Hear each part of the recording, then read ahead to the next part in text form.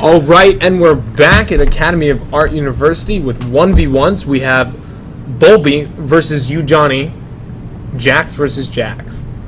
I think this is going to be a really fun matchup because Jax is a really aggressive. He's got his jump ability. He's got his parry. I mean, you're going to see players, engaging, disengaging constantly. I think because once these players get to level 3, level 4, and they've gotten all 3 of their main core skills, we're going to see a lot of aggression coming out from these players. And this is a perfect mirror match. Not only is it Jax versus Jax, the whole turn is mirror match, but we have Ignite on both and Barrier on both. I think I'm going to be really interested to see what the item builds both these players go with, whether it's going to be the defensive builds we've been seeing that usually have been working out, or whether it's going to be offensive builds. I feel like it should, on a Jax versus Jax, damage build would actually be beneficial because remember, he has his dodge. Right. And so it's not about necessarily taking damage, it's really about who can dish it out the most in this example. And the other part about this is I feel like when the two summoner, when a summoner falls in this matchup, it's gonna be due to just an exchange in the middle of the lane, not necessarily the towers, because they both have barrier, they both have dodge. It's gonna be very risky for either of them to try to tower dive, unless they get rid of someone's summoner spells without dishing out their own as well. And right now we're seeing health pots and an elixir going out. This is the first time an elixir is making an appearance in the tournament. Elixir of Fortitude, so health and attack damage for 3 minutes. 3 minutes is a long time in this game. I think this is going to be a really, really interesting match because the Doran's Blade definitely doesn't have, it provides all those same buffs that the Elixir does, but they're much less. Even though it lasts, obviously, it doesn't have a timer on it, but the Elixir is going to so much outweigh that Doran's Blade, and he's going to have that pot as well. If Bulbee can time this right, I think he's going to have a huge advantage over YouJohneh. Now, YouJohneh's just using the Doran's Blade.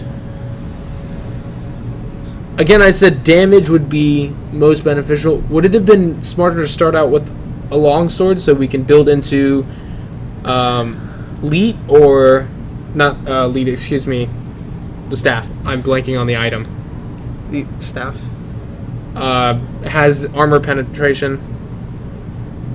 You mean Brutalizer? Thank you, Brutalizer. It's the cost of it is $13.37, yes, and which is what sticks in my mind. So I'm thinking. I just lost my train of thought. Go ahead. So YouJohneh, we've seen YouJohneh play before in these tournaments, and he's also played at the competitive gaming tournaments here at the AAU at CGC. And not so much have we seen Bulbee make an appearance, but we do know that Bulbee is a very strong summoner on the Rift, and generally Bulbee likes to play solo lanes, and so this is kind of his bread and butter, especially this more of a top kind of champion. We know Bulbee also does jungle as well, and so these kind of bruiser-like champions are definitely his favorite. YouJohneh generally does 80 carries, and you're seeing a really good exchange from Bulbee onto YouJohneh. YouJohneh taking some hits from the caster minions, putting him at about half health.